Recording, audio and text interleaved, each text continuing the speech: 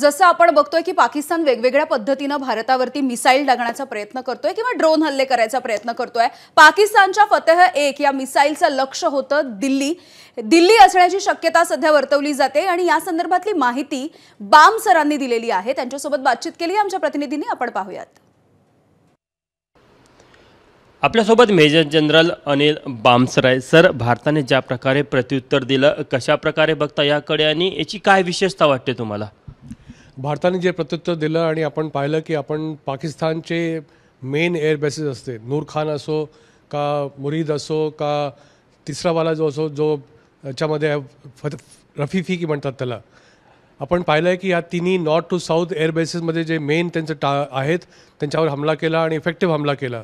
हा खूप जरुरी होता। आपण पाहिलं होतं की काल पुन्हा पाकिस्ताननी ड्रोन्स आणि मिसाईल्सनी अटॅक केलं आणि हे मिसाईल्स आणि ड्रोन्स ह्यांचं कॉम्बिनेशन जे त्यांनी फायर केलं, त्याच्यानंतर भारताची एअर डिफेन्सनी हे कम्प्लिटली त्यांना डिस्ट्रॉय केलं आणि कुठेही इफेक्टिव्ह नाही झालं।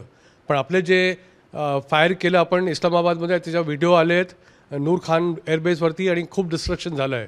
हे दाखवतं की आपलं फायरिंग किती इफेक्टिव्ह आहे आणि ॲट द सेम टाईम त्यांचं फायरिंग किती निष्काम आहे।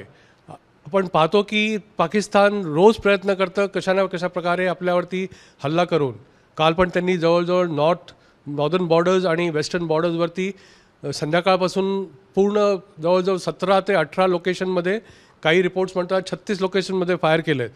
त्याच्यामुळे आपण पाहतो की त्यांनी पूर्ण वेस्टर्न बॉर्डर्स आणि नॉर्दर्न बॉर्डर्स ओपन अप केली आहे आणि आता आपल्याला फ्री हँड आहे। आपण म्हटलं होतं की भारताला एस्केलेशन नाही करायचं आहे, आपण ज्या स्थितीमध्ये होतो ते आपण आपण मेसेज दिला होता, पण जर का पाकिस्तानला वाटतं आहे की ते प्रत्युत्तर देऊन आपल्याला त्रास देतील तर मग त्यांना ते भुगतावं लागेल। आणि ही तर एक पहिली कडी होती की आपण 3 एअरबेसेसला हिट केलं। आपण सिव्हिलियन टार्गेटला कधीही हिट करत नाही, अजूनही केलेलं नाही आहे। फतेह-1 मिसाईलचा त्यांनी मारा केलेला होता, मात्र आपल्या एअर डिफेन्स सिस्टमने ते हलवून पाडलेलं आहे।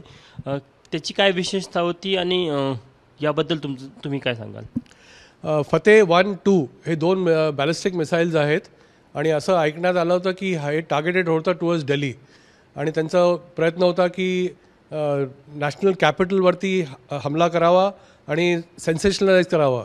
पण आपल्या एअर डिफेन्स सिस्टम्स खूप कारगर आहेत आणि हे बॅलिस्टिक मिसाईल वापरणं फॉर अ फर्स्ट टाईम आणि ऑपरेशनमध्ये सुरू झालं आहे, ज्याची मारक क्षमता जवळजवळ 400 किलोमीटर आहे। आपण पाहतो की जितके मिसाईल्स आणि बॅलिस्टिक मिसाईल्स पाकिस्तानचे आहेत हे सो कॉल्ड टेस्टेड आहेत, पण ऑन ग्राउंड टेस्टिंग त्यांचं झालेलं नाही आहे। त्याच्यामुळे पुन्हा एकदा पाकिस्तानला तोंड निशी पडावं लागलं आणि त्यांचं मिसाईल इन एअर डिस्ट्रॉय झालं आणि फक्त त्याचा मलबा भारतामध्ये पडला। हे कितीही प्रयत्न करू दे, आपलं एअर डिफेन्स खूप सक्षम आहे। अजून तरीही 100% हिट सक्सेस आपल्याकडे आहे आणि आय एम शुअर असंच पुढे चालू राहील। एबीपी माझा, उघडा डोळे बघा नीट।